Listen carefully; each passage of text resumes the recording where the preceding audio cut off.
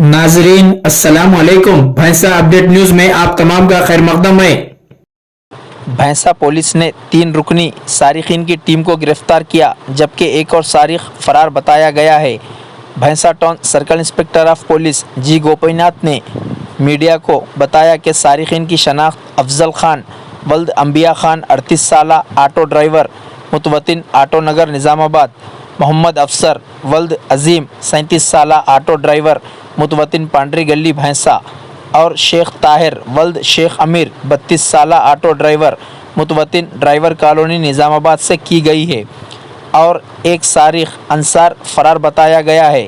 भैंसा town circle inspector of police G Gopinath ने बताया कि मज़कूरा सारिकीन ने तकरीबन 40 से 60 गाड़ियों का सरखा करके फ़रोख्त किया है।